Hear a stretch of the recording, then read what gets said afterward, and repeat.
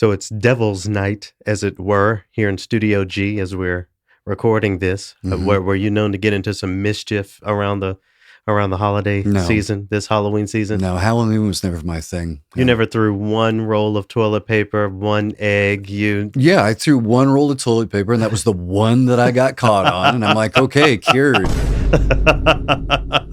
Yes, I got caught. I was not suave about it at all. It was terrible. Well, good for you. I'm sure you got the appropriate punishment, huh, when you got home. Yep. Oh, you know.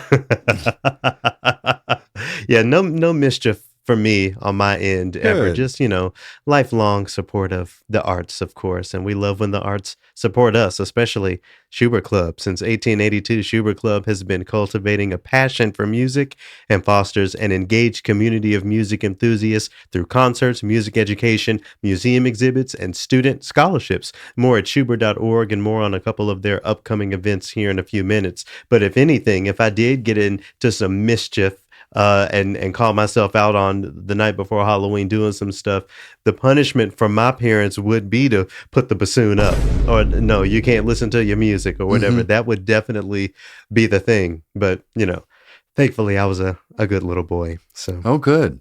yeah.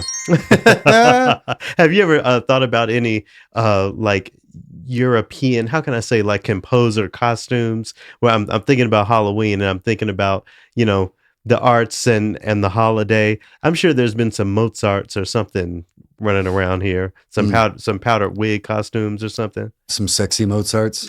Yeah. My friend Lindy, shout out to Lindy. She did a sexy Mozart when we were in grad school. But see, we've been talking about blackface and all of that stuff. So now, am I problematic when I put on the powdered wig? Oh, no. When I do that sort of thing? Actually, there's that meme going around too of, you can buy a costume and it shows you in the window what it looks like and what's included. Yeah. Like 50s-ish podcast producer. So what, the hoodie? Right. Right. The can of Coke or cup of coffee, set of headphones, all included. See, the thing is, I don't even want to make that joke about myself because it's going to get problematic very quick. Like as soon as sexy 50-something odd. As soon as you pull out the dread wig or whatever, like just right. Just decide to make another decision. If there's any I'm working hard to segue here, brilliantly, but I'm thinking about these things as a way to introduce, I guess, to set the stage for one of the pieces of music that I found myself listening to over the week that I wanted to, present here to sort of make the point again, just the general point of this podcast. So I was in my Mozart bag last week, and I was in the shower, and it got to the Magic Flute. So I'm listening to the first O Zitre Nietzsche, which is the first of the 2.5 arias that the Queen of the Night sings in that opera. And I'm listening to it, and I'm listening to the notes go by and the performance of it here by Luciana Serra. And it's hard to not appreciate. Here's a little bit of what I mean for folks who may not know.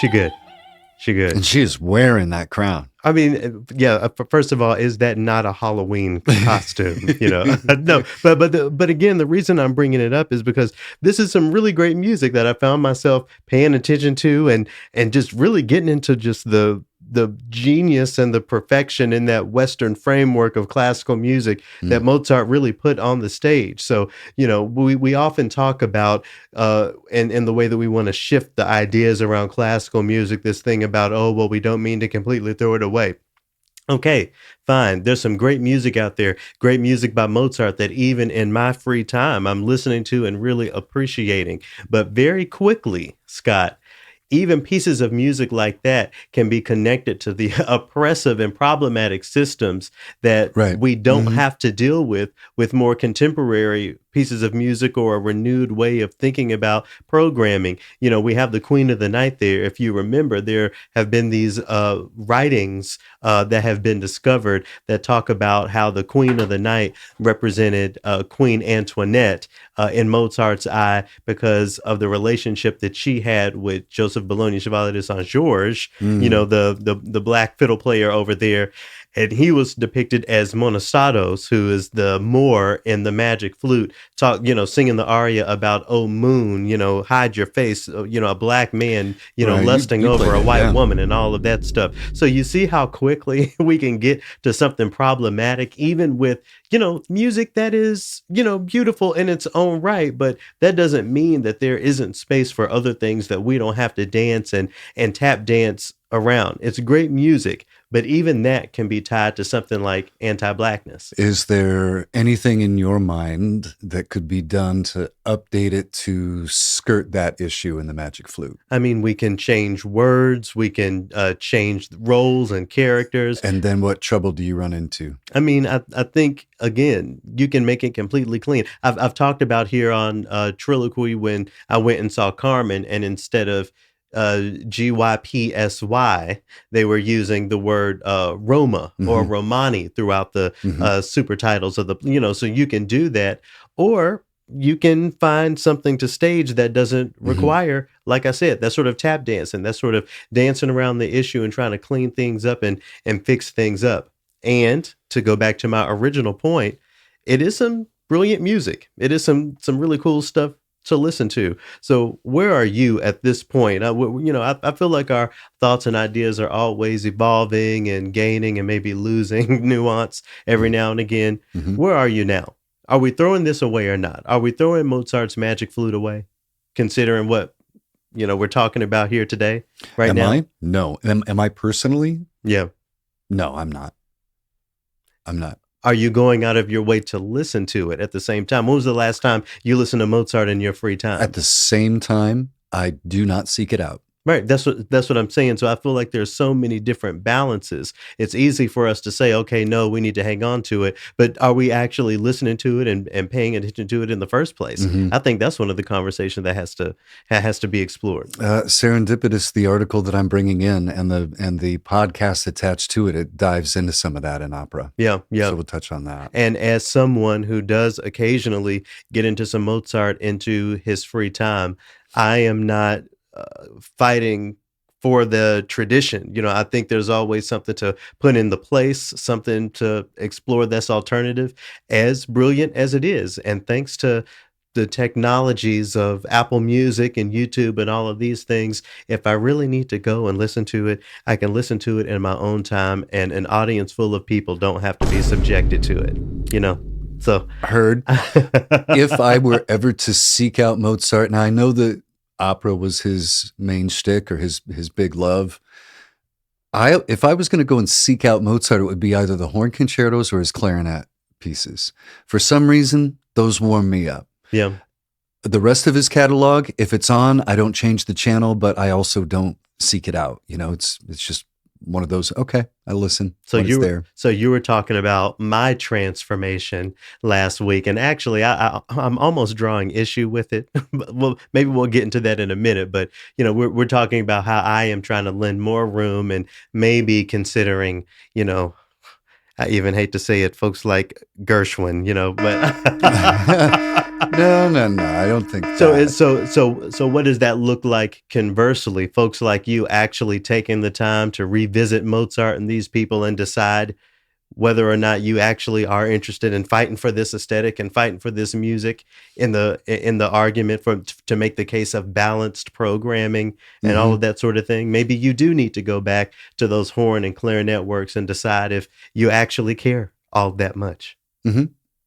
I will do that. And that makes me think of all the people who are in charge of programming at orchestras and opera houses or any sort of arts organization. Let's even say radio stations, doesn't even necessarily have to be public. There are people out there that are going to want to hear that from you, though. And so that's the direction I come from it. That's the direction I come from, in that if you're going to program it, make it one of their hits. Yeah. So not the obscure, Symphony number 27 of Mozart. If you're going to play them, play the Magic Flute, play Symphony 40, play Symphony 41, the little trifles. Play Eine kleine knock music. You're saying just, if we're going to get it, give it to us. Right. Okay, well, that was the Mozart that y'all were going to get today, so I guess I gave it to you there. Shout out to Luciano Serra. Shout out to the Magic Flute. Who wore that crown. And shout out to each and every one of you. Let's jump in.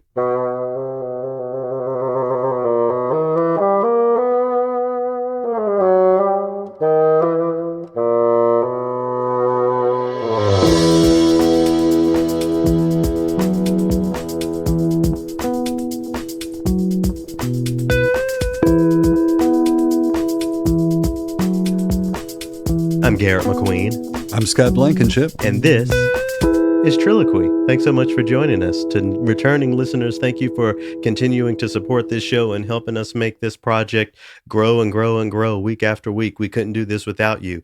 To new listeners, if this is your first time checking out the TRILLOQUY podcast, TRILLOQUY is a show that takes the phrase and the idea of classical music and recontextualizes it through conversation, through approximation to different types of music, through interviews with special guests and everything that you can think of, in an effort to decolonize that phrase classical music, making classical something that's more than Mozart. As brilliant as he was 200 and something years ago, there are more aesthetics and more stories that are classic to our experiences. So we do all of that here on the show to help explode that phrase into something that can be applied differently throughout the field and in each of every one of our lives. For more information about the TRILLOQUY podcast, you can visit TRILLOQUY.org, find out a little bit about some of the folks who make it possible, check out past opuses, and to contribute to the TRILLOQUY podcast, go over to the website. In addition to your support for TRILLOQUY comes from Schubert Club, announcing in November, I guess technically will be in November when y'all hear this, so this month,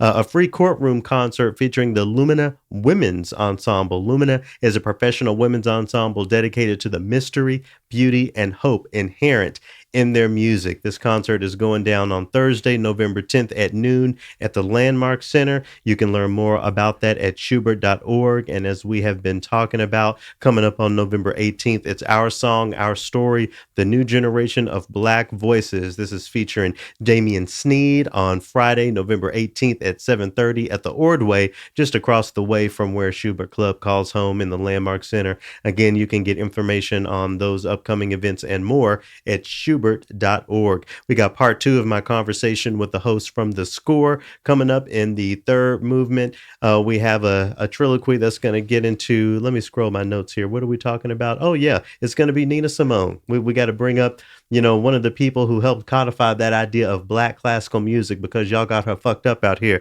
Excuse me having to cuss already, but sometimes sometimes we can take our landmark figures and twist their words in a way that serves an agenda that the person would not have served. Anyway, I guess that's your preview, but let's go ahead and hop in here into movement 1.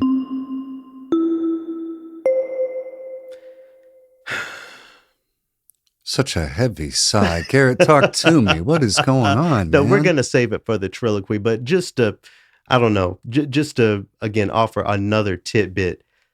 Does it not make you feel a way when there's an artist who you revere, an artist who you really respect, and you feel like through their music and through their interviews, you have an understanding of some of the things they would have stood for, to take that artist and take a quote of theirs and make it validate a point that they wouldn't have? you don't you would feel a way about that. Mm-hmm. And maybe I can't pick an example out of your mind, but I'm sure there's some Sure, artist certainly. who you would stand against a certain organization making them say one thing and the opposite was actually true, you know?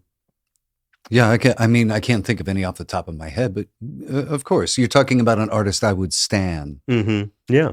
Okay. Or I'm not necessarily stan, but just revere. I don't know if I stan Nina Simone in the same way that I stan Beyonce, but she's just this figure whose words and There's some whose reverence, you're saying. right and whose relationship with this thing that we call classical music was very specific. Anyway, coming up in the fourth movement, but we are here in the first movement, and you got an opera aligned accidental here. What accidental is this getting? Well, we were talking about signs of growth last Okay. last episode, last opus, and it's still happening because I found this article about the Detroit Opera on a podcast called Stateside, and I listened along on michiganradio.org.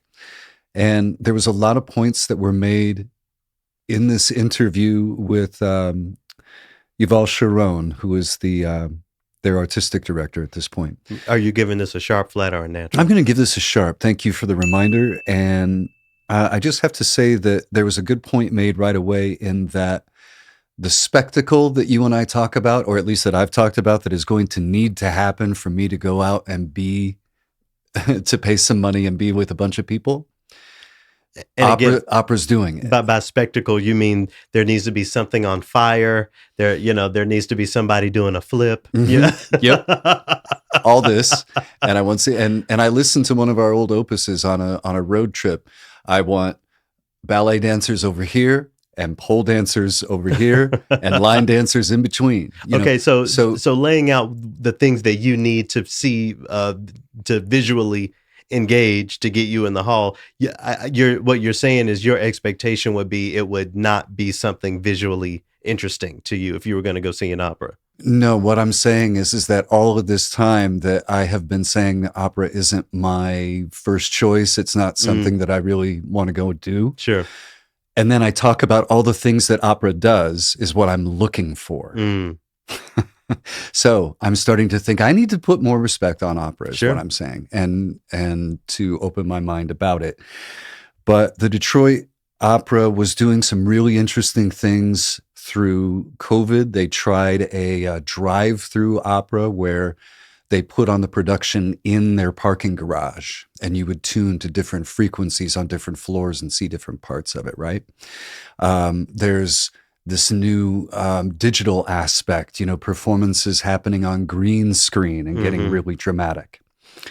And they're doing all of these things, and I'm wondering, this is where the money for the ticket goes. Because if you want this spectacle done well, and I know that I want everybody who's involved with it to get paid properly, okay, so I need to be ready to pay that price to go and watch this done well.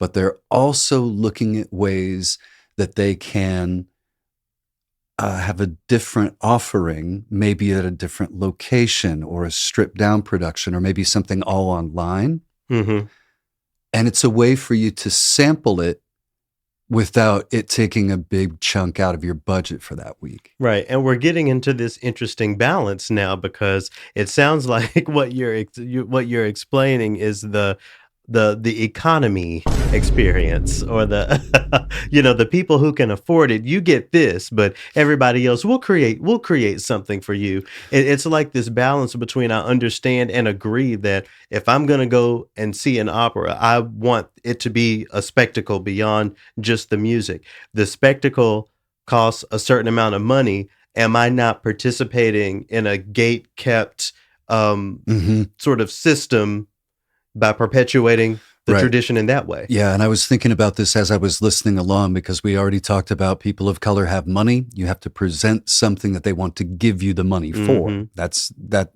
thing. But the point that I think is more prevalent there is that it's shorter, or perhaps less of an investment of getting dressed up. You can just look at something online for people who want to experiment with opera. Sure. Sure. Because you know that kids one day they're going to experiment with opera. You can't stop them.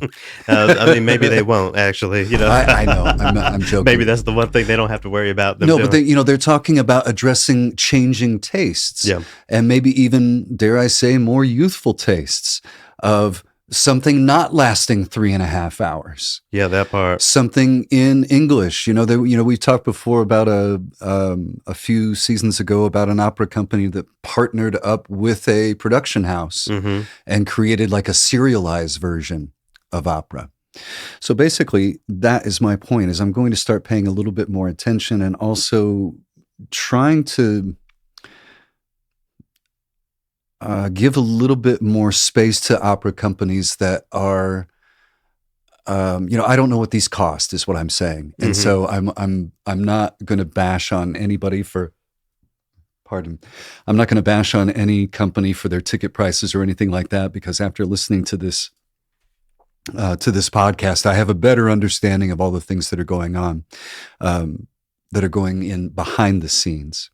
The really big attraction for me in this podcast, though, was when he started talking about being totally Detroit focused. He wanted to be all locally focused and speaking to the issues in that community. That was the most attractive piece.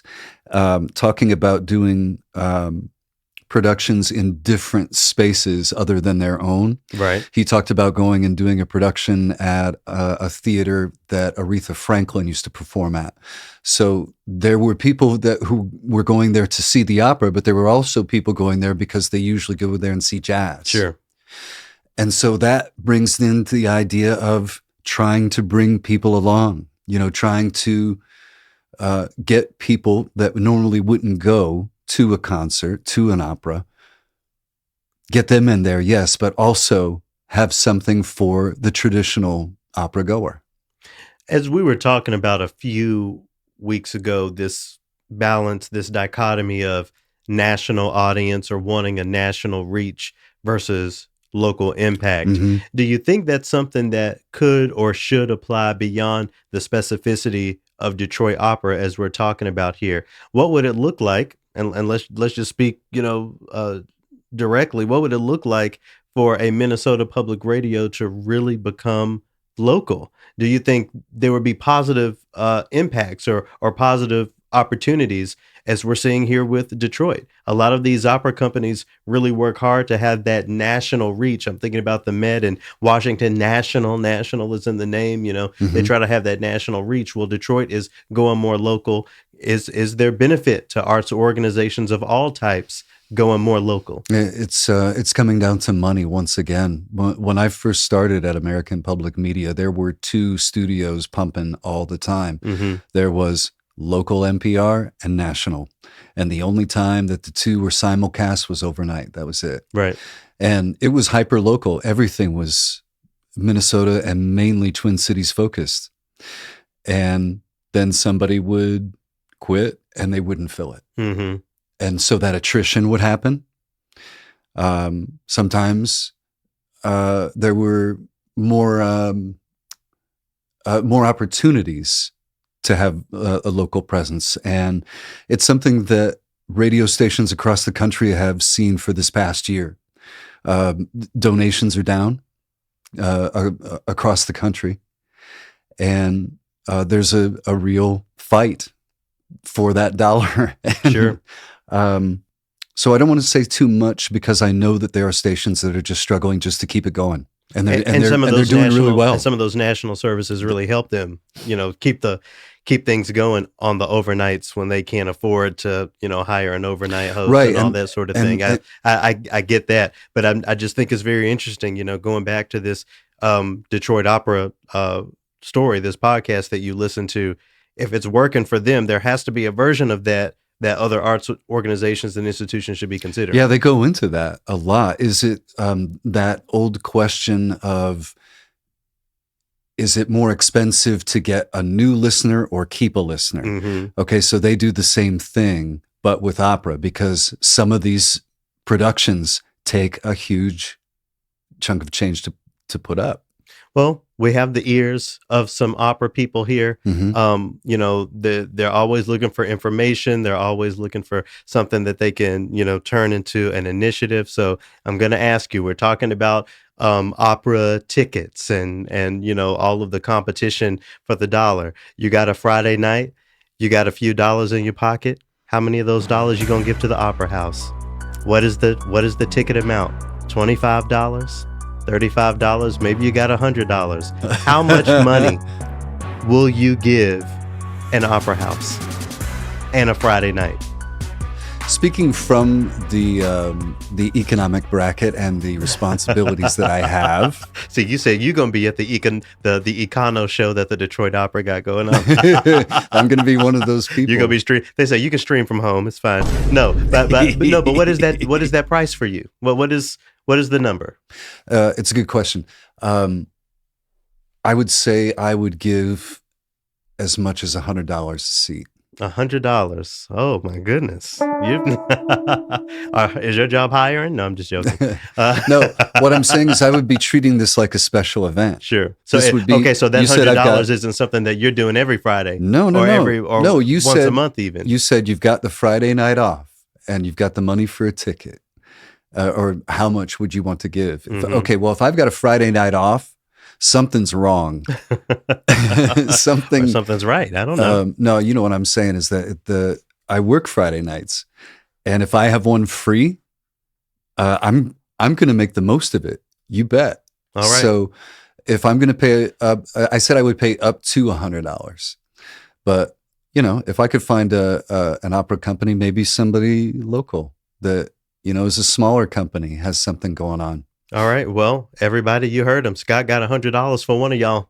So put some fire breathing dragons or something on the stage, and he'll be there. But in the meantime, thank you to the folks who wrap us up. Who produced this podcast and all that stuff you were listening to? This all came from MichiganRadio.org. Again, there was a lot of talk because the article isn't that long. It's really more about the podcast called Stateside, which is a daily podcast offered by Michigan Radio. So when you look at the Stateside website, it's Detroit Opera is not what you'd expect. All right. Well, after y'all get done listening to this, go check that out. And we'll transition to our next accidental with a performance from Detroit Opera. This is their take on The Valkyries. It was filmed in front of a green screen with all sorts of cool effects. Yeah. Old music, new ideas for a new audience, I suppose. The Valkyries to get us into our next accidental.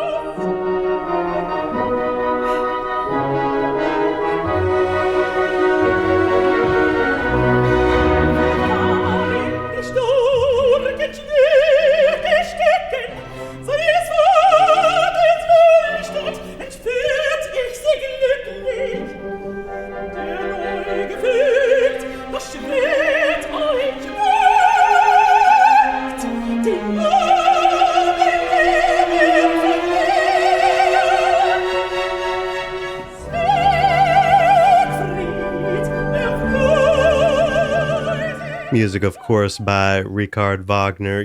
There is some Wagner that I really do appreciate, and I think I consider it a bit of a guilty pleasure. We have our second and final accidental for this week. I'm gonna give this a sharp as well. We have two sharps this week. We have an article here from UniArts Helsinki, uniarts.fi. The headline here is "Professors: Universities need to help classical music students expand their professional views beyond tradition."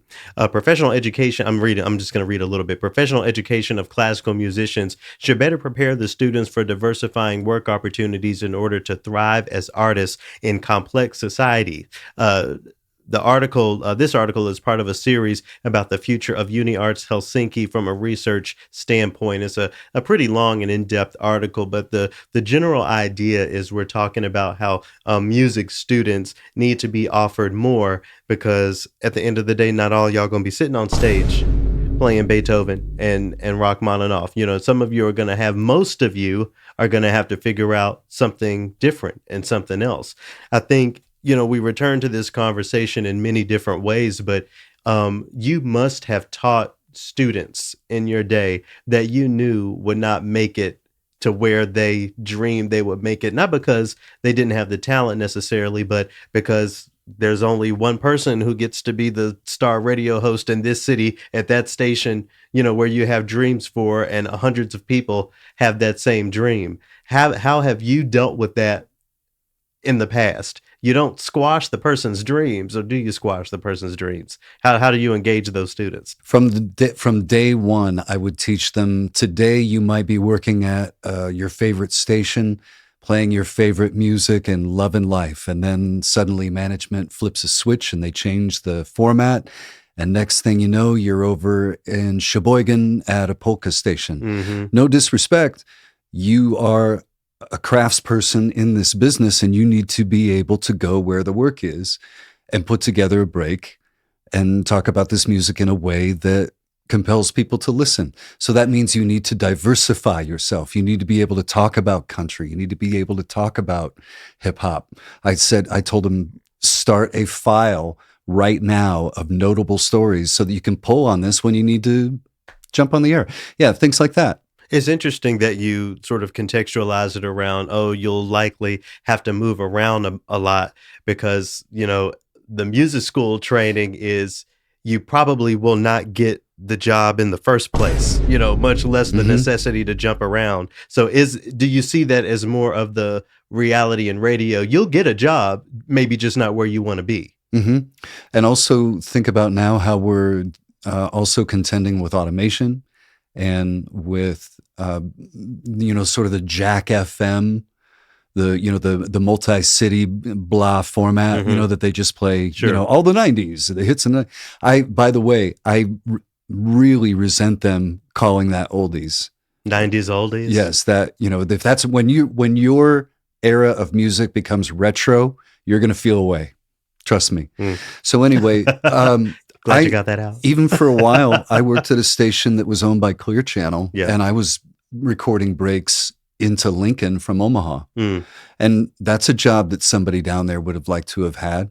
So there are opportunities, but we're also facing all sorts of other challenges. Yeah. I think that's interesting. I never thought about that because for us, you're probably going to be doing something else, and I think that's, again, what this article, I don't know. It's a weird balance because you don't want to, take the 18-year-old cellist at music school who's, an incredible player, head and shoulders above the most.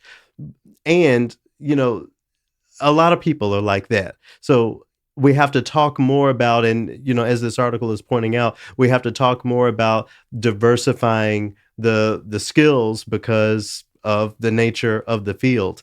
My thing is, why do we need to even center the performance path in the first place? I'll read here a little bit from the article. It says, this does not mean we must abandon traditional career paths, but in addition to that, we must offer education that resonates with those alternatives. It seems like something that won't and couldn't actually serve most of the student body is something that maybe we should consider abandoning or marginalizing or not putting at the center. If one bassoonist from a bassoon studio has a chance at getting a full-time job at an orchestra, this is a curriculum that won't actually serve the vast majority of the student body. Why hang on to it? See, I think that's the question. Yeah, but it's a little bit difficult to answer because I taught at a public university, and radio was an elective for most of them. So I was just trying to get them to be confident. Some of my students did go on to be very successful in the business. Shout out to Adrian Woodset. I'm not saying that, I had any huge hand in his development, but I was one of his teachers. So it sounds like you argue that confidence you were instilling can translate somewhere else, even if they don't get the job that they were looking for, end up in the field that they wanted to end up in. Or being able to improvise, being able to talk in front of a crowd, those sorts of things. Those are skills that apply all over the place. So I think, you're making the point that I sometimes make about the insidiousness of some of these programs, because learning to play the oboe and really spending all your time making reads and practicing excerpts is not public speaking skills, is not, the sorts of things that you're talking about. And for me, it's hard to justify it if we're like I said before, not serving most of the folks in these systems undergoing these curriculums. We aren't serving them. So we have to talk about something different, something drastically different. That's my idea around it anyway. Didn't that start when you were in California? You said that there were classes that you took to help you with branding or with building an online presence or what? Yeah, I think I must have been an unusual case because there were classes like that for both my undergrad and master's degree. My website, GarrettMcQueen.com, is the result of I think my undergraduate course. The final project was you have to do some branding thing. So I just built my website, but, clearly that's still not happening in a lot of schools because a lot of artists don't do that. And then I don't know if websites are old fashioned anymore because folks don't give me a business card these days. They give me their Instagram and, they have 100,000 followers and all of that sort of stuff. But anyway, I just, I guess this conversation of helping folks explore more options, it just triggers something in me because I can, without any sort of ego, say that I made it. I won auditions. I made a living as a bassoonist. That's what I did. There are times when I think back and think about the fact that I did it by the skin of my teeth sometimes, So if people were not playing to my level, they just certainly didn't have a chance. And again, not bragging, just speaking the reality of things. In most places that I existed musically, I was at the top because if I wasn't at the top in that space, how am I going to be at the top somewhere else? Anyway, all of that to say, I feel sorry for, the folks who don't have the opportunity to learn more or to explore more or to think about more. You don't want to quash someone's desires and hopes and dreams of playing in an orchestra and doing that traditional thing, but it's just not the reality of most people who go on that path to end up in that position.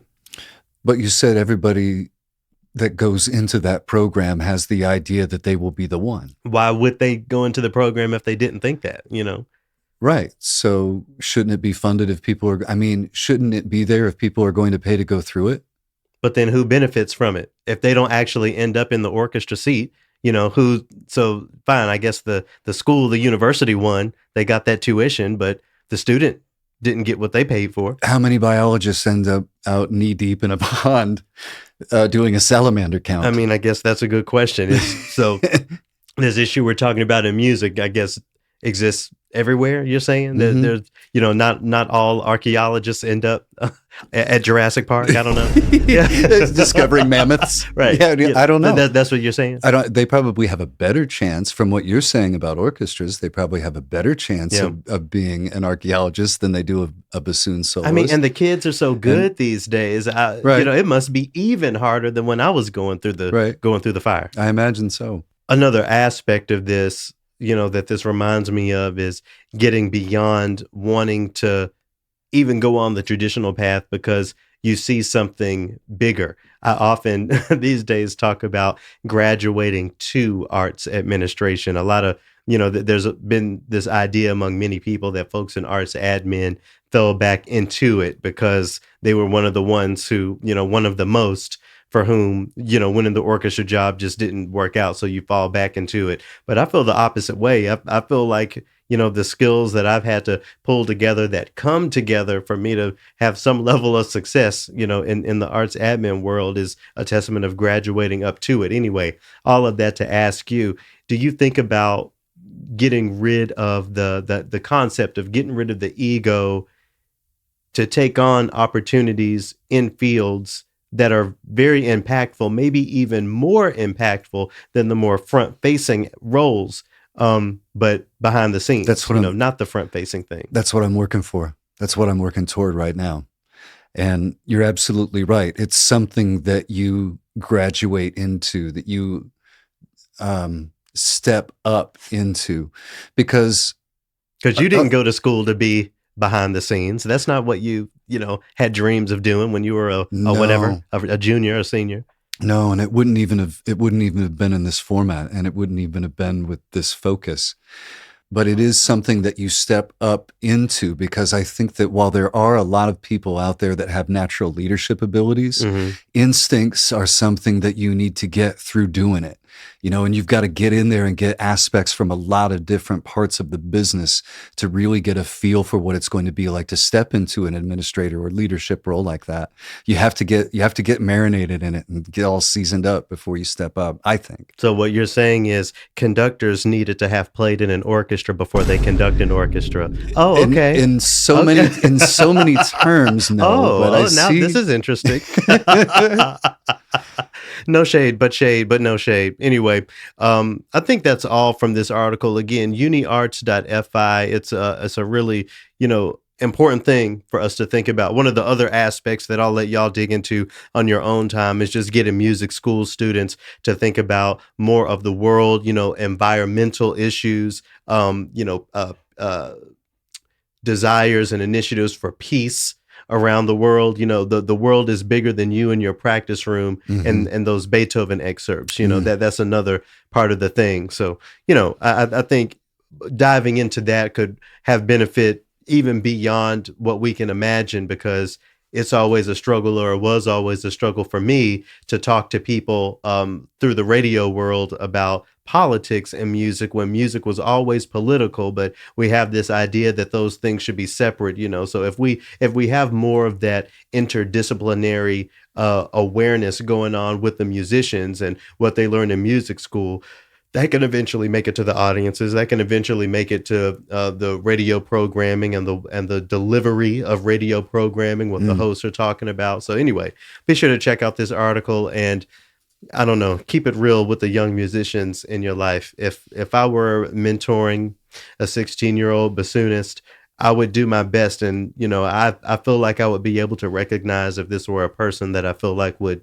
make it, or would at least have a chance, because it's not a guarantee for anyone. Luck is just an ingredient, and that's just the case. But at the same time, I do think there's something to being more realistic with ourselves and with our students and all of that. Here we are in the arts. Here we are at the end of the accidental, and I finally get clarity. I mean, I see what you were saying.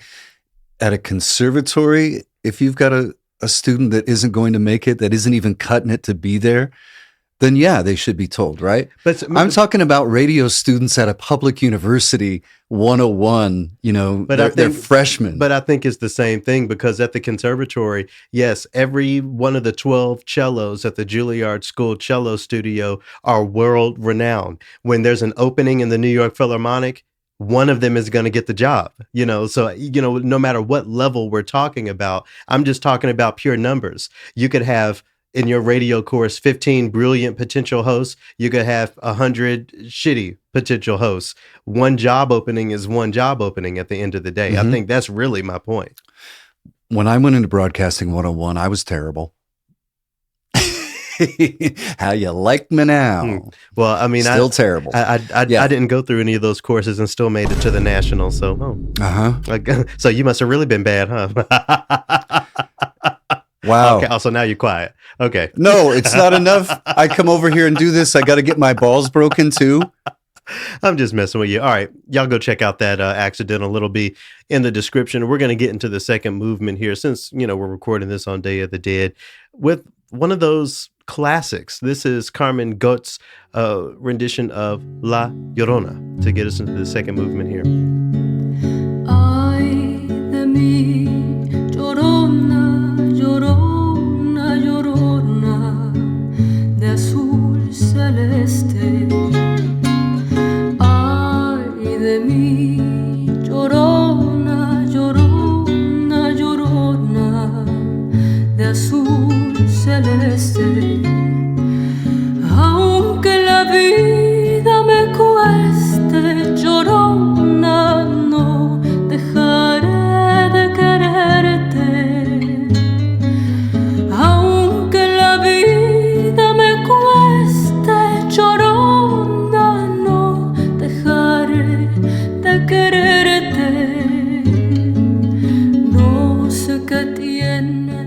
Carmen Goetz. I hope I'm pronouncing that right. Goett, singing La Llorona. What a beautiful voice and what beautiful instrumentaling, but going behind Very that. good. Are you have you long been familiar with Dia de los Muertos? Is that something that's been in your periphery for long? It's relatively new for me.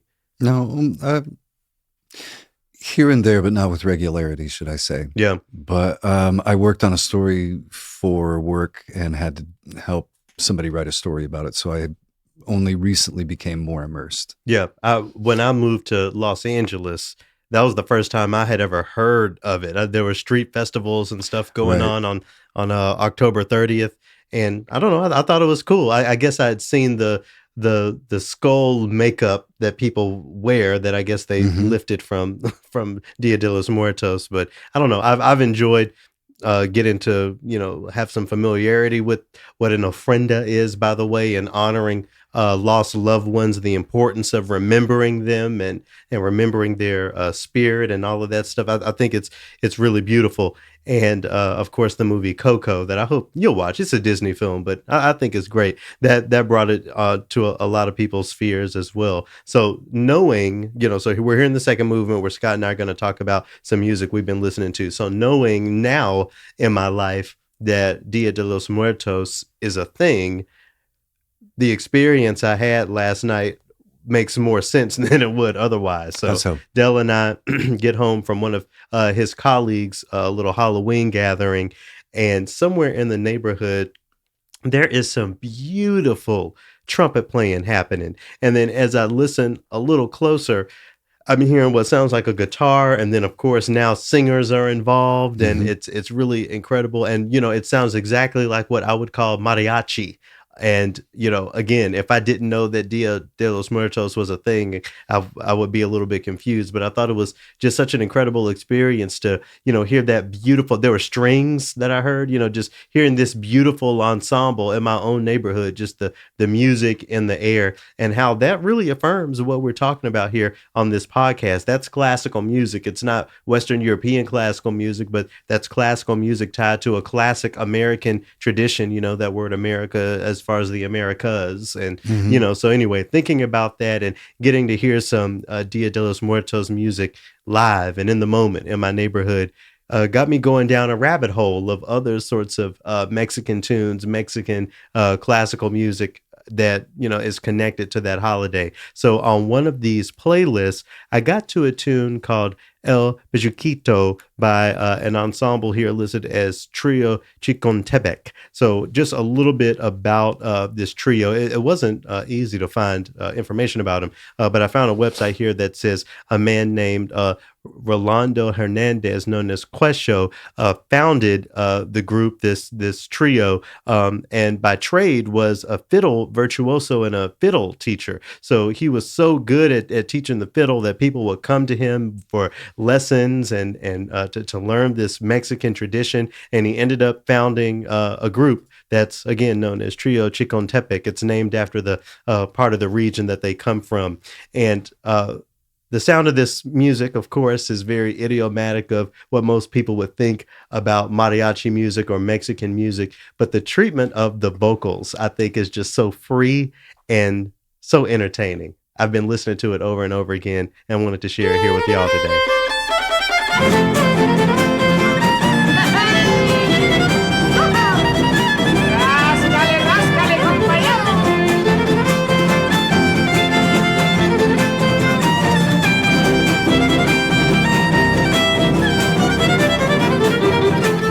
Cuando yo canto el bejuco por la región de Chicón, por la región de Chicón, cuando yo canto el bejuco, al cantar no me embrujo, les hago la aclaración, porque les canto con gusto.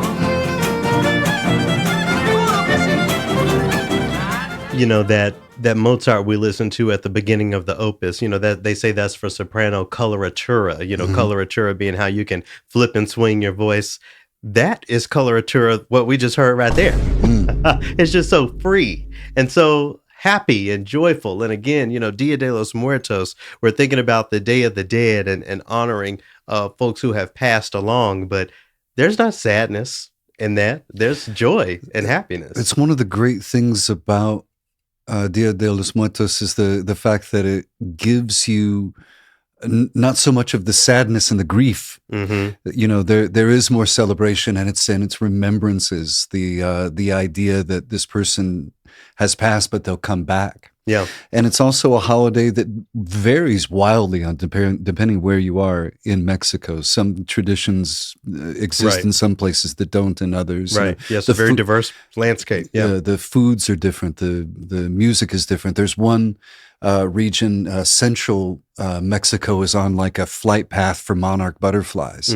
So this time of year, monarchs are all over the place, Sure. And so there's a spirituality assigned to that. It's a great way to introduce, I think, in particular, young people into death and dying. And on top of all of that, there's brilliant music to go with it. So it's I live here on the west side of St. Paul, where the Latine history is very strong. The community here is very strong, and I've recently learned, as of just a few days ago, in fact, that Dia de los Muertos is a multi-day sort of celebration, just like Kwanzaa is a multi-day. So I'm looking forward to engaging the community and being around the neighborhood and seeing what people are doing, and hopefully hearing some more really great mariachi music. And I don't even know if that's an appropriate term. I need to do my homework, but or a term that's more specific than not, or less specific than we think of. Anyway, I love the aesthetic. I love the happiness of it,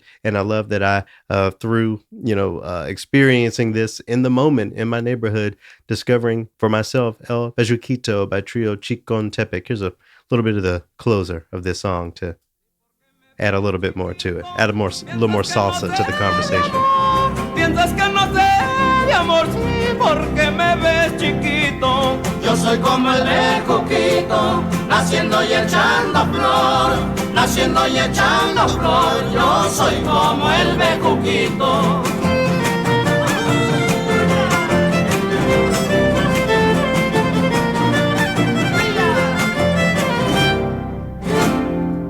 If there's anyone in the radio programming world who maybe wants a beginner's album, or I don't know, something that is a crossover between that aesthetic and the orchestral aesthetic, I'm pretty sure it was the Cincinnati Pops. If it's not, or maybe it was the Boston Pops. Anyway, it's an album called the Latin Album. I used to play it all the time down at WUOT. When I used to love when May 4th was a Friday, because we have Star Wars and Cinco de Mayo, so making those sorts of crossovers. Anyway, you have the Latin album out there. Of course, we were talking about Dudamel last week. Dudamel has, done a lot as far as mixing that aesthetic into the orchestral sounds. I'm thinking about the composer Juan Pablo Contreras, who's been on TRILLOQUY and recently actually won a really big arts prize. Anyway, I feel like this aesthetic is one that, as much as we talk about jazz and blues as American classical,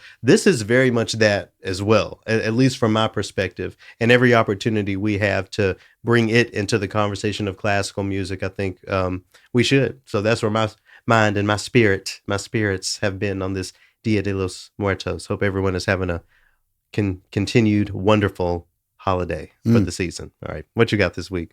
I'm bringing in a band called Los Lobos. You probably never heard of this band, have you? I haven't, unfortunately. They've been around since 1973, and I read in an interview once that if you had a quinceañera or a wedding in East Los Angeles in the early 80s, they probably played. Okay. They probably Sure. played the party. But I think they're probably one of the more underrated bands that really just have so much versatility and a wide appeal, mainly because they were the band for the soundtrack for La Bamba. Okay. And yeah, that was not Lou Diamond Phillips singing. That was the front man for Los Lobos. Don't know who Lou Diamond is either. Oh my God. Go on. I can see the liver spots showing up on my hands. But anyway, they banded together playing traditional Mexican music, but they also have very much of a blues and a blues rock influence that they use to great effect. But the album that I wanted to bring in was probably one of the first cassettes I ever had. It came out in 1987, called By the Light of the Moon. And every single track on it really speaks to the real, the way that they see the way America is, that there are moments that you can see through to what the ideal is. And we were talking last week about what is that one day? Sure. What is the one day we reach when you feel like everything will be complete? Mm-hmm. You know, they sing about all that ideal, but also all of the dirty edges and the rough edges all around it. But I was digging around the lake several days. I was digging just the first track alone. Right from the first track, it's called One Time, One Night.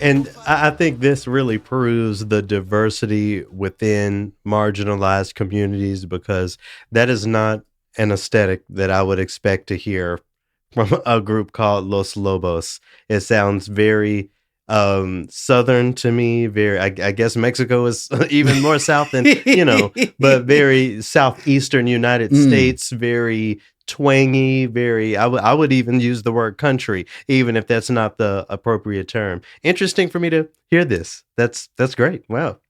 They also have their traditional albums out, and of course the soundtrack from La Bamba. If you really want to rock out, pull up a track called The Viking and turn it up. I'm sure the folks here in Minnesota would really love that. So again, One Time, One Night.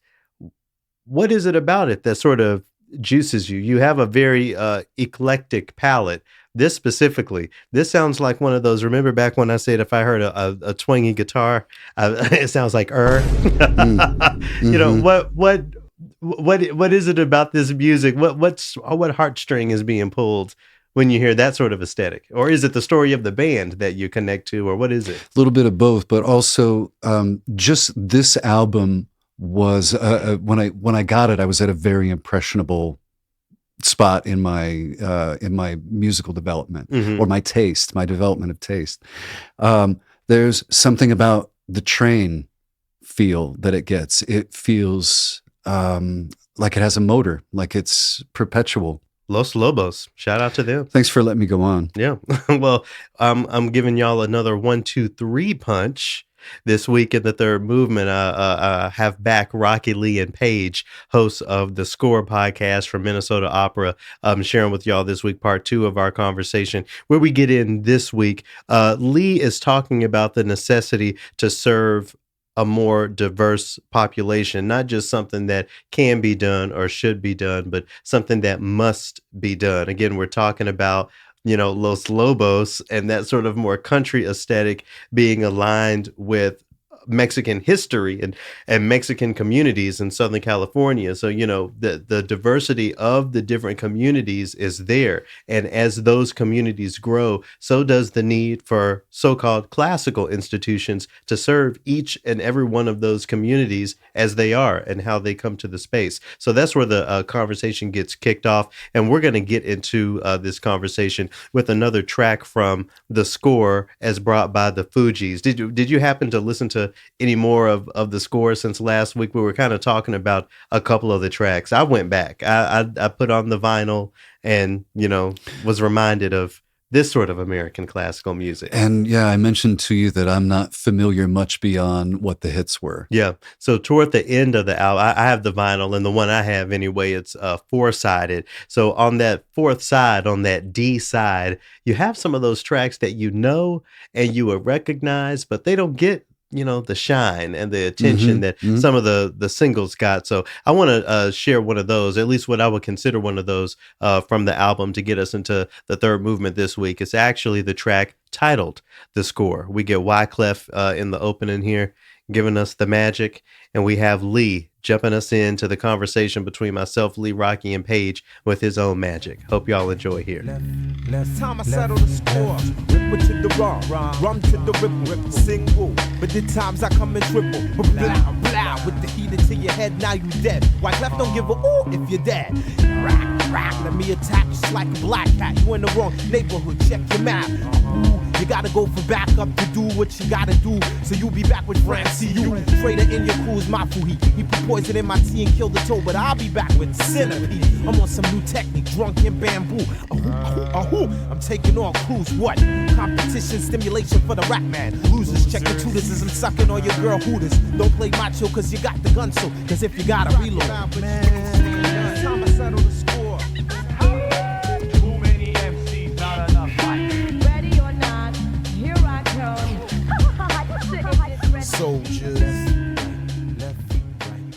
The demographic piece is what I sit with, right? And I think if you were sitting with this reality, if you are under the age of 18 and you are a person of the global majority, you are absolutely in the majority right now in the United States, right? There are many, many more people of color that are going to exist in this country in our overall populace than I think most people have processed, even those of us who are people of color. And this 2042 is when we're going to see that shift, right? That's coming really, really soon.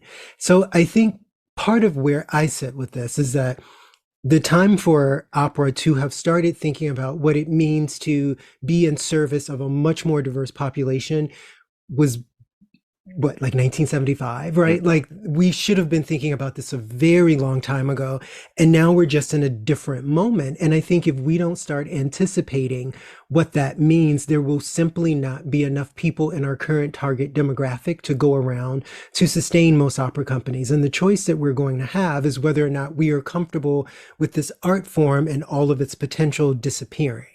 So I think, there are going to be moments where we may have to say there are some people who have been longtime subscribers who may not like where this is trending, but we also have to respond to the fact that there are these people who are 15, 18, 25, 40 years old who we are going to need to support the art form, and we have to bring them in kind of immediately, right? Mm-hmm. So, it sounds like it's a very harsh statement to say, we're just comfortable leaving them behind. But I think it's like the idea of we can't all be using rotary phones just because some of our grandparents don't really want to get on cell phones right now, right? Like that's actually not the answer. So that's kind of how I sit. And I think of some of the function that certainly that I have at the company and the other 9 people on our team have is push, right? We just have to push people towards the understanding that the ground under opera companies shifted a long time ago. We chose not to respond, and now we're in a very different moment. And Rocky, not to completely trample on your, approach or your point of view, but it just what it always boils down to me is there are a group of people, a community of people for whom we are uncomfortable leaving behind, and then there are communities of people who we in essence are comfortable leaving behind for their sake. That's the dissonance that I always find myself in that conversation. Yeah, I mean, and absolutely. And I don't mean to make it sound like I'm trying to coddle anyone, because that's absolutely not what I am trying to say at all. Because they will drag you. This audience will drag you. No. That is not. No, I mean, and I started out, saying just kind of, to use your words, fuck them. And that really is kind of where I usually tend to sit. I think Lee and Paige know.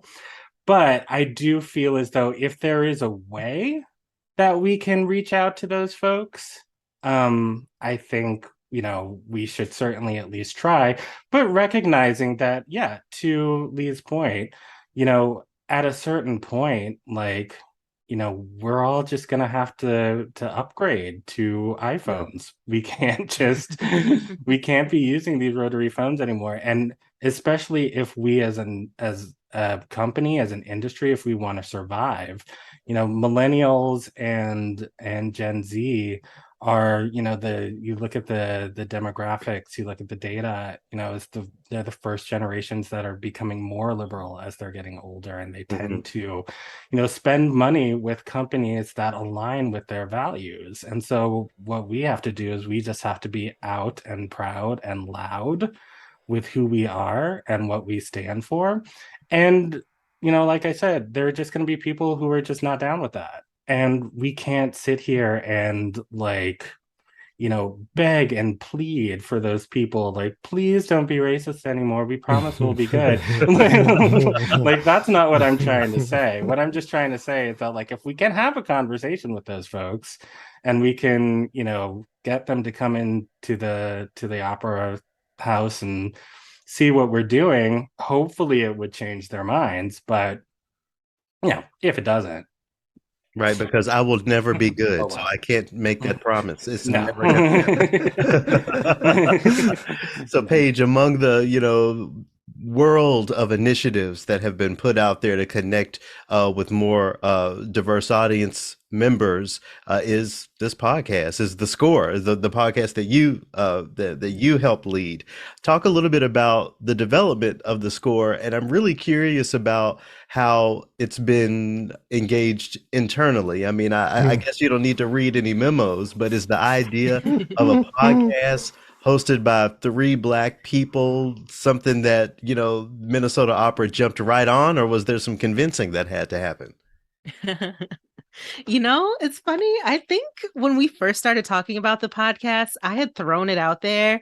And it's one of those things that you throw out there and you're not like 100% serious, but then the other people in the room are like, yeah. And you're like, oh, okay, well, yeah, I guess it's a thing now.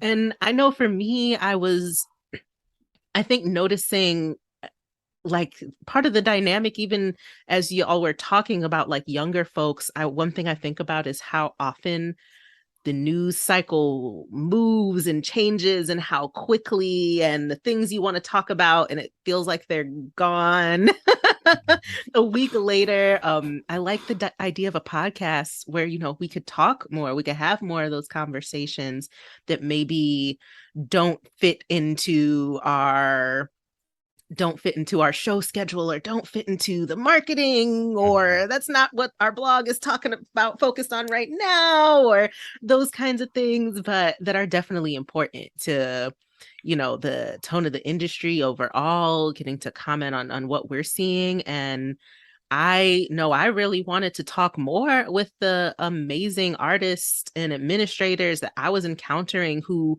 were folks of color, who were queer and trans, who were disabled, who just had different perspectives, who have been here, who have, I feel like, always been here within opera, but we don't get to hear as much about our individual stories. So that's definitely part of where I was starting with. And I think the response has been pretty positive. I mean, I think often, especially people of color, when you propose the new idea at a job, you're used to like jumping through hoops and stuff and it being vetted once, twice, 3 times. But everyone was very open. And I think especially once they heard like the first 1 or 2 episodes, we were met with excitement from our colleagues of like wondering what was going to come next, of just, compliments, so many compliments, and people telling us they were subscribed. And the funny thing about recording a podcast is sometimes you record it and you forget that it's out there in the world until someone brings it up in your conversation and you're like, oh, right, I did say that thing. Like, yeah.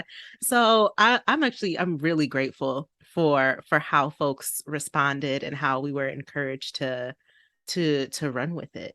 I wonder if you'll speak more to the marketing piece that you briefly mentioned. I mean, if Minnesota Opera is putting on a show and at intermission or after the opera, there's going to be a soul food buffet. Okay, I'll be there, but I need to know that it's there. You know, there has to be a means of letting me know. I only use that, as an analogy because I think there is a lot of culture and perspective in the score that isn't always mirrored or reflected on the stage or even in the way that the organization markets its offering. So how does the score fit into all of those conversations of marketing and getting this media in front of the right people, at least the option to engage the media in front of the right people?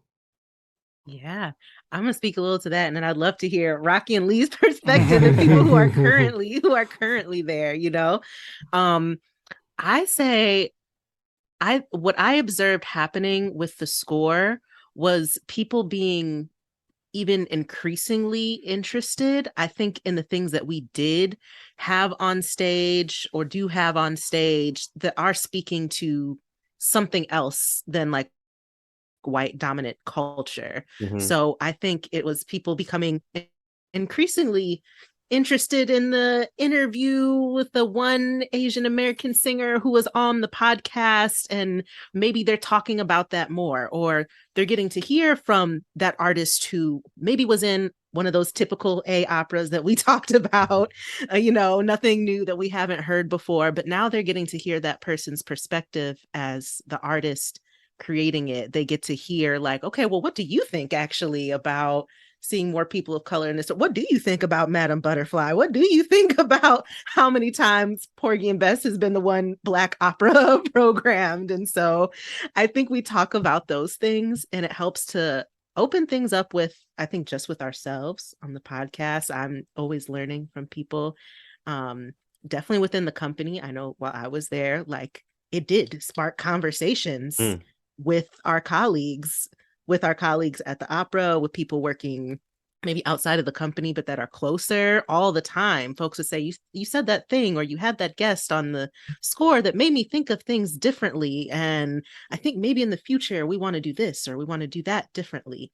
So I think sometimes it is like that jumping point that maybe you don't see the thing that we're talking about yet, or you don't see the changes that we express that we'd like to see on the show yet. But in a way, we kind of use the show as a springboard sometimes, or at least I think I do. Sometimes that is the springboard. Sometimes that's the thing that, helps us see more of what we want to see out there on the stage. So let me jump to the VP of Impact then. Is it as simple as putting the logo for the Score podcast on the newsletter and the email e-blast? How are people getting to this, or what are the ideas of how people can get to this media that Minnesota Opera is producing? So I think it's important to understand what the relationship between the Score and Minnesota Opera is, because we're not a project of the marketing department. Oh. The Score is independently owned by Paige, Rocky, and me, and licensed to the company. So what that means is that we are making decisions about what we would like to talk about, which is why it's not, the Score every week is focusing on what Minnesota Opera is producing. We're thinking about this as an opportunity to begin a conversation, 3 Black queer people, to talk to a group of people who we feel like are not always brought into conversations about the art form, right? And as a part of that, we take a really broad look at the art form. So we talk about many other social and cultural phenomena. There's some weeks that we don't really mention opera or classical music whatsoever, but we're thinking about what does it take to open the space to people on the traditional opera side, as well as those who have not been brought in, and then reframe what this relationship can be. And like any relationship, I think we try to focus on telling the truth, really engaging our audience with things that we think are interesting or funny or upsetting or confusing. And then also really trying to build a longer term rapport that isn't just transactional, like, hey, we're going to talk to you about Edward Tulane and hope you come to it. Instead, we're going to talk to you about the kinds of things that we talk about at work, the kinds of things that we talk about when we're just the three of us by ourselves, and try to bring you into this space. And then if you find that Minnesota opera is for you, then great, come, enjoy it, love it. If not, then engage with us here and maybe find your way to some of these other things that we talk about too. Yeah, it's great to know and understand. I appreciate that clarity as far as the, I guess, legal relationships between and Minnesota Opera.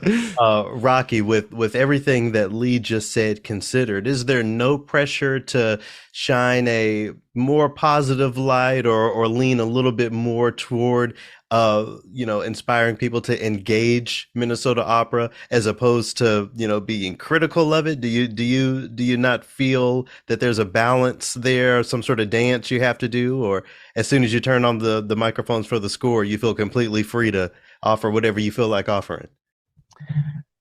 I think for the most part, during this whole journey, I think there have been just one or two situations where we perhaps got a little too spicy. Got called to the principal's office. Yeah, we got called to the principal's office.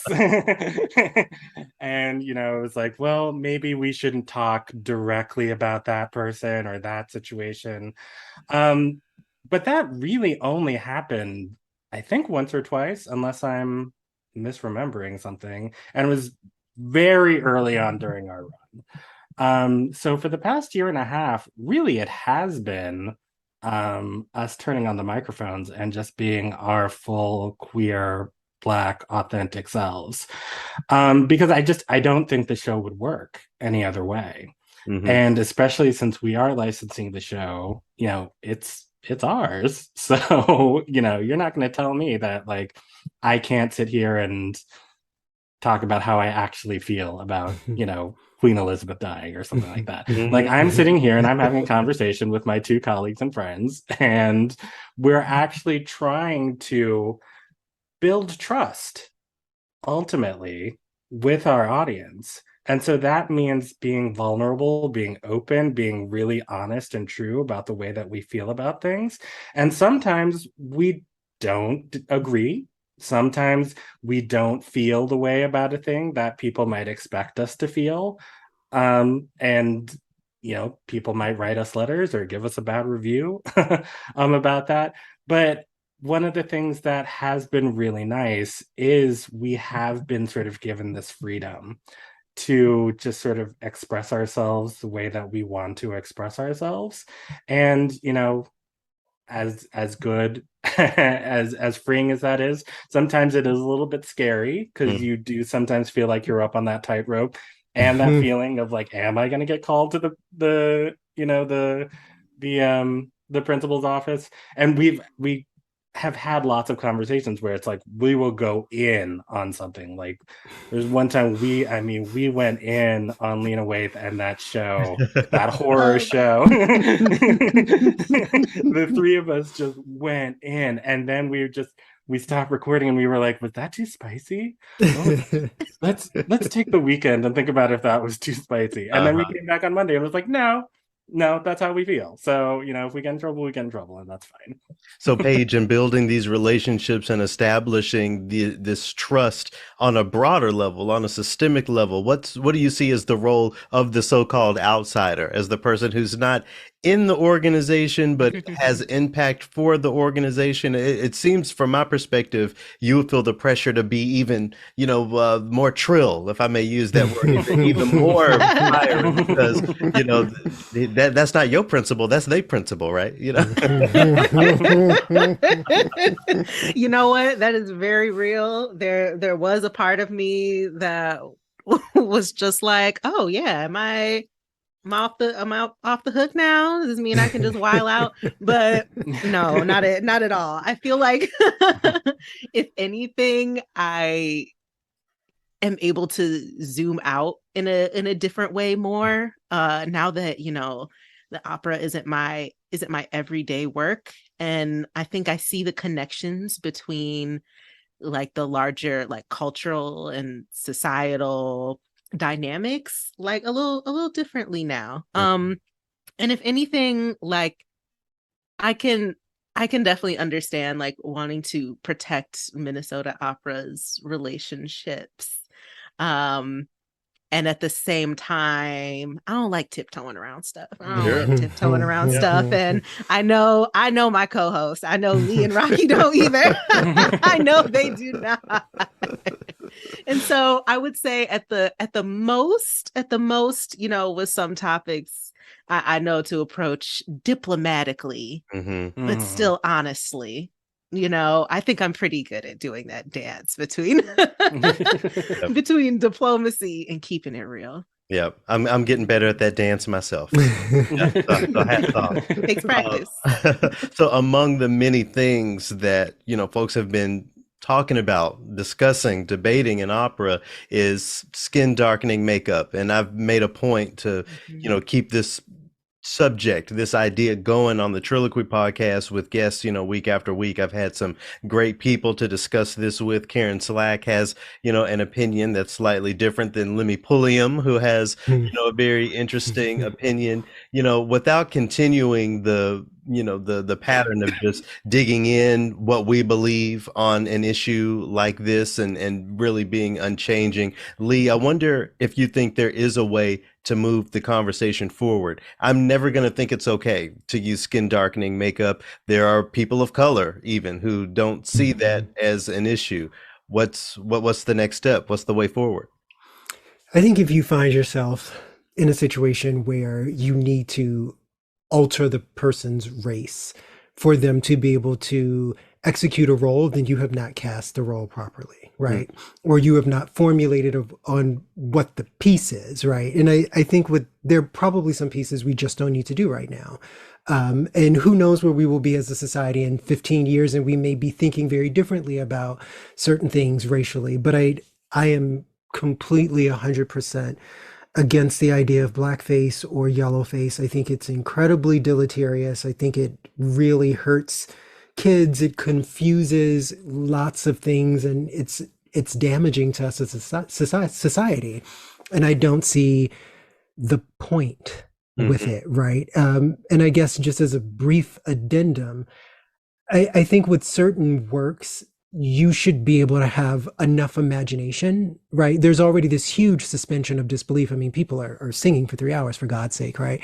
So like there is a way that I think with some works, if you can't imagine or follow what's happening without those kinds of cues, that is a problem in and of itself. But I think generally there are works that are really damaging to people. There's a list of them. It's also not hard to figure out what they are. And it's okay for us to say, we don't need to engage with this right now. No one is going to be hurt if we stop producing Madama Butterfly for 10 years. Like that is actually not going to hurt us. It may hurt us to continue to produce it, especially in the ways that we have, right? So I think it shouldn't take a ton of thought to see why this is a problem and why it's okay for us to abandon this very antiquated practice. Yeah, and Rocky, before I ask this, I want to frame it. This isn't about, again, getting tea on Minnesota Opera specifically, as much as it's about helping folks understand how these conversations manifest. I mean, do you feel like in your EDI role, do you feel like you have the room and the space to actually impact the programming decisions that come from these conversations? We can talk about the nuances of things and the diversity of thought. Have you seen shows shelved or reconsidered or altered for the sake of these conversations? Is that a real thing that's happening? Yes, absolutely. Absolutely. I think it was I can't remember the year. It was either 2018 or 2019. And there was talk among the executives and the artistic department about doing a production of Madame Butterfly. And I came through and I said, y'all, I don't think we're ready for that. And the diplomatic way of doing that. Yes. I was as diplomatic as possible, but made it very clear that I just don't think that the organization is in a place to be ready to do that, and argued my case. And ultimately we didn't end up doing that show. And so I think what's really been heartening about the last couple of years is that I think there's the that viral tweet that's like, oh, like it's 2022 and you've hardly touched your 2020 diversity initiatives.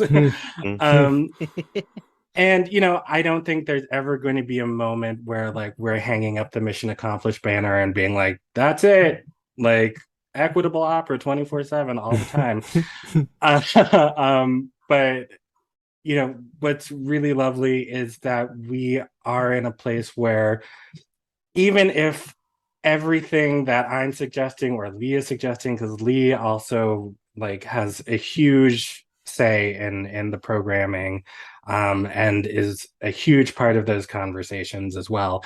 Even if we don't always get our way, at least we are in the conversation, and are like, and that's what inclusion is, to be a part of the conversation, feel like your opinion actually matters and could actually change things.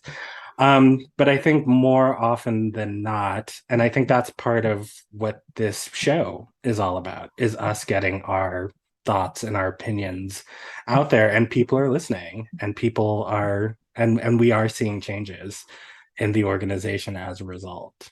Paige, what are some of the other issues that come to mind that require some of our continued attention, our continued conversations? We can talk about blackface, yellowface, all of those things. I've also engaged singers about the issues surrounding fat phobia and body politics. When we talk about costuming, we can, talk about lighting and all of those things. Are there issues that really come to the front of your mind that, we need to be careful not to put in the passenger seat for too long, considering how much we pay attention to the issue of race in opera? Yeah, I'm so glad you mentioned fat phobia. I think that one and colorism, I especially see just as someone who is in a Black femme body. Those are often, like, if I had to name a big two or a big three, rather, it's probably fat phobia, colorism, misogyny that often impact the subtle dynamics even of everything from casting to your marketing to your everything. I also see I think issues of gender coming to the forefront more, and like I just look forward to us having more and more nuanced perspectives on it. I mean, of course, there's, as you mentioned earlier, like the way that the canon treats women, just women's stories. We also live in a reality where I think we talk about next generation more. Most youth identify as not straight. And a lot of youth identify also as not cisgender, and that means identifying with the gender that they were assigned at birth. I think issues of gender and sexuality, opera has a lot of catching up to do, which is funny, because as a theater person and as a queer theater person, like I see anything that involves theater, like there's so many potentials. Come on. And we know that we're always have been all over the place when it comes to everything from the singing to the orchestra to the costumes to the direction. Like we've always been there. So I think we'll see more of our stories, coming to the forefront, especially in the next generation. Like the kids are queer and they are not going to take trans. Yeah. And they're not going to take it. No, they're not going to take it. Yeah. Rocky, it seems like, one of the difficult things that just holds these systems in place is the relationship between physical bodies and gender, or physical bodies. And, for example, I would love to see, let's go with the Magic Flute, where, both of the leads are queer women, let's just say. There aren't a lot of women who can sing Tamino's notes, so at this point, are we talking about really digging in and changing the literature, or skating those lines just to make sure we have the so-called male and so-called female voice intervals as were created by Mozart? How do we move forward without changing some of the repertoire? It seems like that's what just has to happen. That's what's coming down the pipeline. Yeah, absolutely. I think Lee actually can answer this question a lot better than I can, because right now we are working on, in our creative development education programs, really working on a system to degender opera and to really take opera out, because as Paige was mentioning, the majority of youth are not identifying as cisgender or heterosexual. So how do we create a space for those kids who are coming into our education programs to feel like opera is something that is for them, something that they can be a part of? But I don't know, Lee, do you want to talk a little bit more about that? Yeah, I will say, I think this is where clearly we as a society are moving, right? So part of what we're interested in doing with our youth education programs is creating the knowledge and the skills so that people can shift the machinery to match where society is going. Because again, I think that's very much going to speak to the art form's long-term viability. And then I think also another part of that is really being thoughtful about our commissioning power, right? I think if we're really interested in telling stories and telling stories in ways that feel vibrant and strike people as authentic, we are going to have to bring in new people to write them and write them in different ways, and to take on what that degendering looks like also in the scores themselves, right? So this isn't always about shifting around, something that was written 250 years ago, and instead also understanding there's a way that we can and should be telling these stories responsibly right now, which means asking new people to write new things.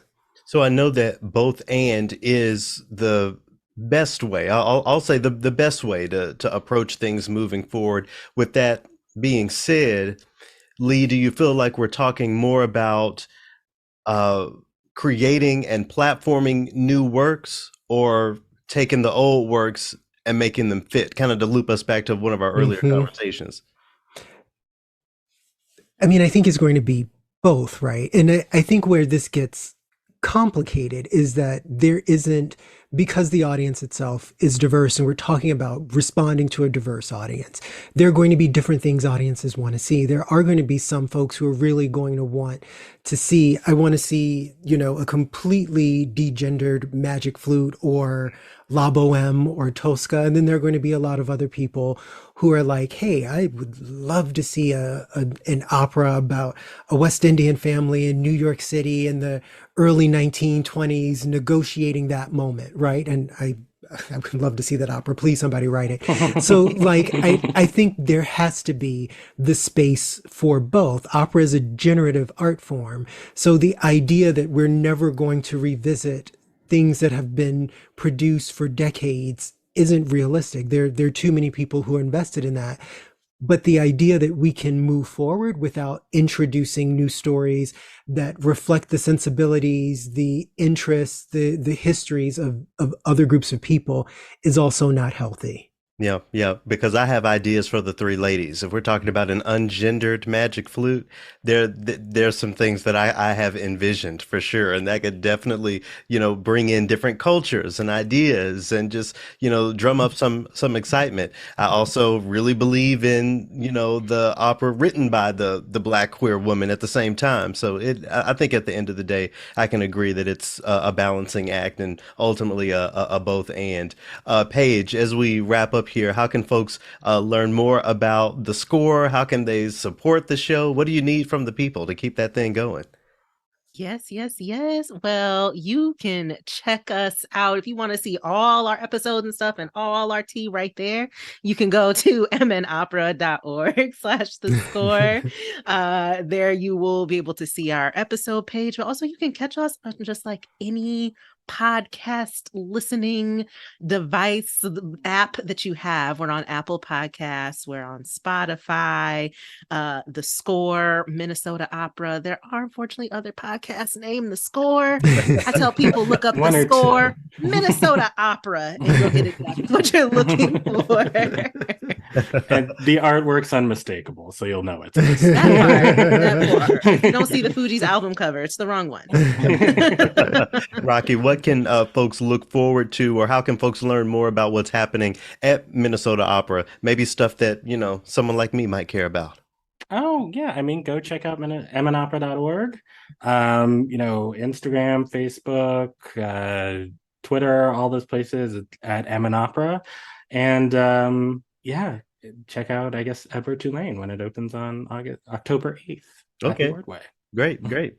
And then Lee, you know, I'll let you have the final word here. You live at the intersection of many things, many cultures, many expressions of art. You know, you're a newly minted board member on ACF.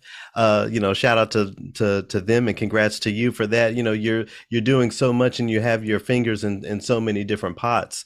Is opera generally, not specifically Minnesota opera, but the art form of opera, does it have unique positionality in helping us unite? We're becoming a more divisive population politically, spiritually, you know, everything in between.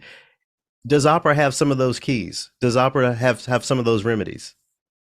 Absolutely. I mean, obviously, art is a thing that unites all of us, and opera has a unique ability to tell huge emotional stories in a way that we get a bit more interiority than we do in some other art forms, right? There's a way that the aria can allow you to experience someone's thoughts and emotions and hopes and dreams in a very nuanced, personal way, while at the same time at a level of volume over 40 pieces in the orchestra that you don't always get.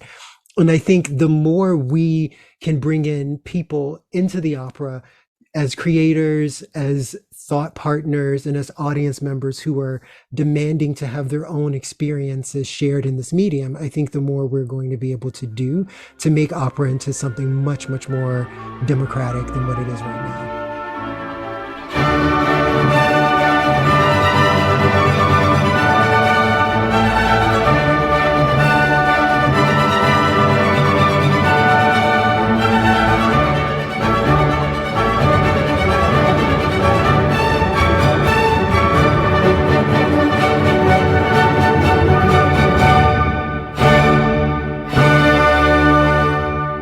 The tail end there of the overture to Mozart's Don Giovanni. A lot of Mozart, this opus, more than there's probably ever been, at least for a long time. Anyway, I wanted to hear a little bit of that because that's one of the operas that Minnesota Opera has coming up. That's coming up in May. So if you want to see, you know, one of the tried and true classics by Minnesota Opera, we're talking about growth. I'm talking about folks going to see one of the folks from the canon, one of the things. So you can check out information on that at mnopera.org.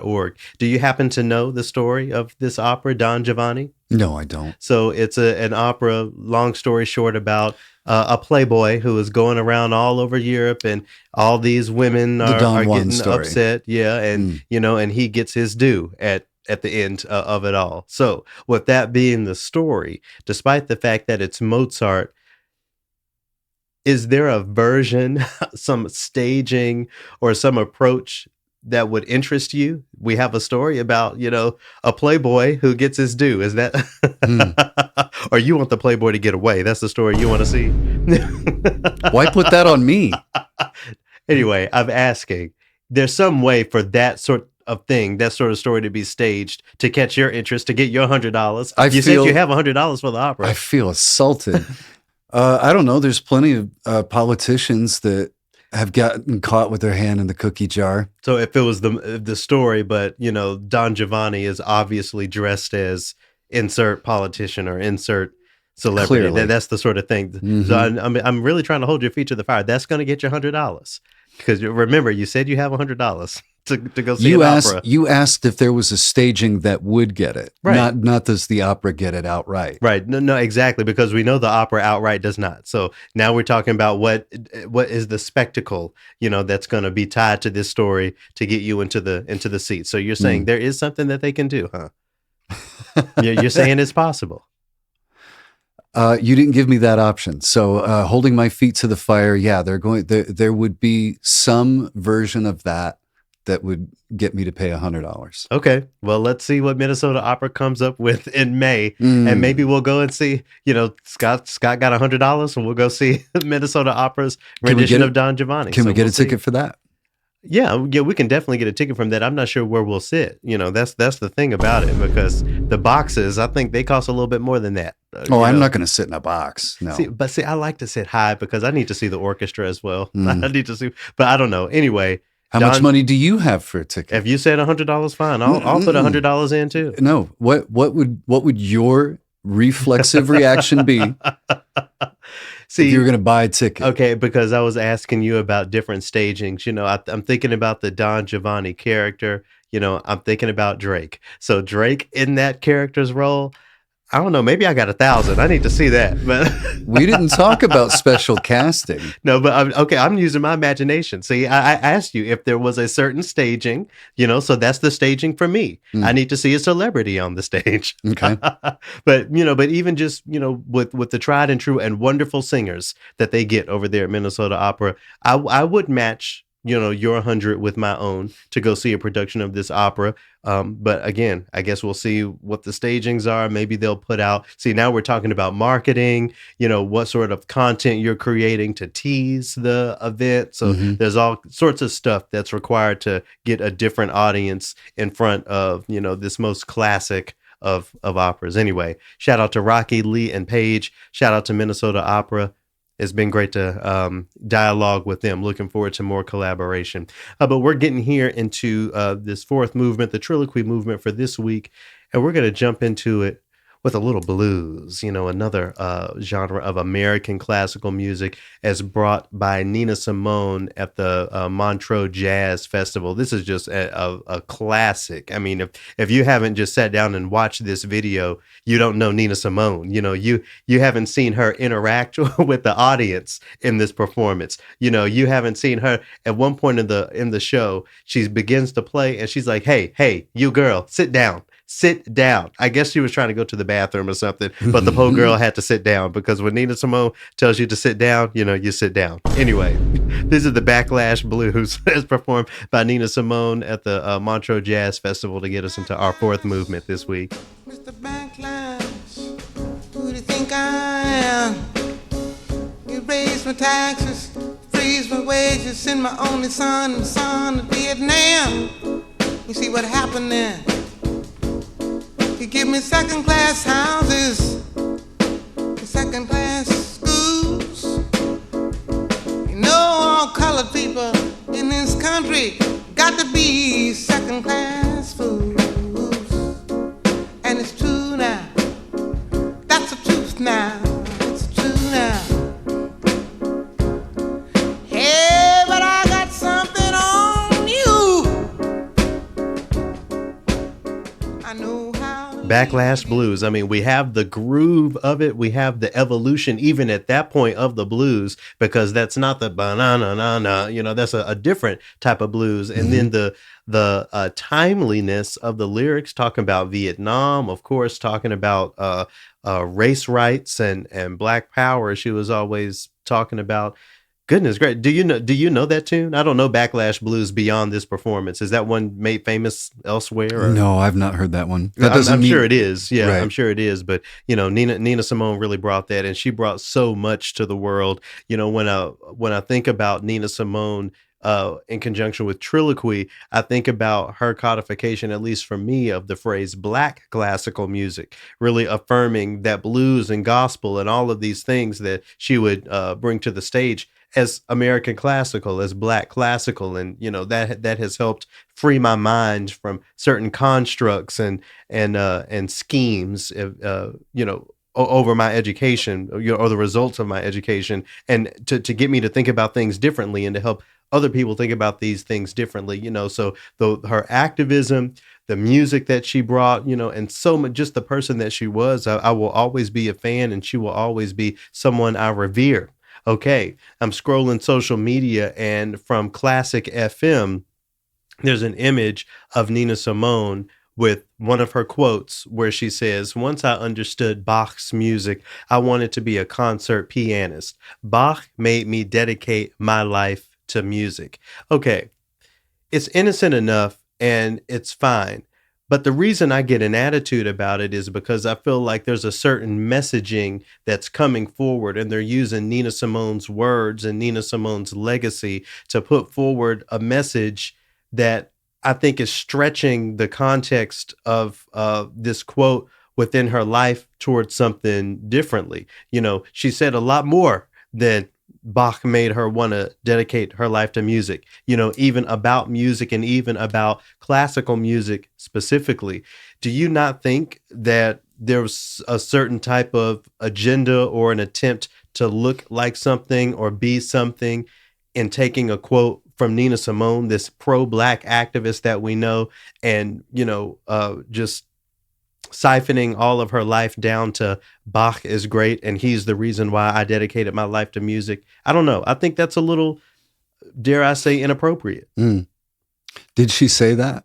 The quote is hers. Yes.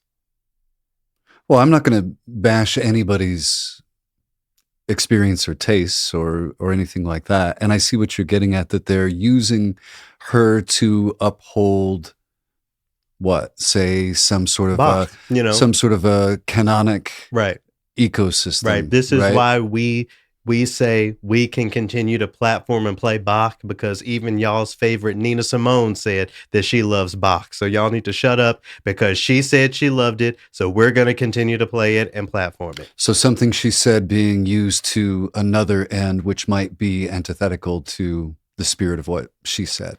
I don't think Nina Simone would want to uphold the status quo around so-called classical music, and using that quote in this way in an advertisement for your classical music programming and service, I think is an attempt to do that, to say that she would have been on board with a continued platforming of Bach. Isn't it interesting how you can find a quote to support something that you like just about everywhere? Because if you want to talk about change or growth, you have right on your Twitter feed a quote from Nina that says, "I spent my years pursuing excellence. That is what classical music is all about. Now it's dedicated to freedom, and that's far more important." Yeah. Change, growth. I mean, but that's been on my well, why do you bring that up? Why do you bring that quote up? Because you can pull a quote from wherever you want to prove whatever point you're trying to make, can't you? Okay, but I just showed something that she said, freedom is more important than classical music. Right, that's what I'm saying. Now, when we think about who this woman was, who this artist was, do you think the quote you just read from my Twitter encapsulates her spirit more, or the idea that Bach is the greatest? I do. Okay, exactly. But see, not everyone does. There are people who will see that and have this skewed idea of who she was. Right. So anyway, this is Dia de los Muertos when we're recording this anyway. And I think when we honor those who were in the past, when we honor Nina Simone, when we honor Bach, to the extent to which, he should be honored, we have to think about the competency piece. We have to be able to look through and see the intentions of certain organizations and why they're pulling certain quotes and platforming certain people, and why even the advertisements make it to your eyes in the first place. So anyway, I think we just need to think about these things. It's obvious that Nina Simone had an appreciation for Bach.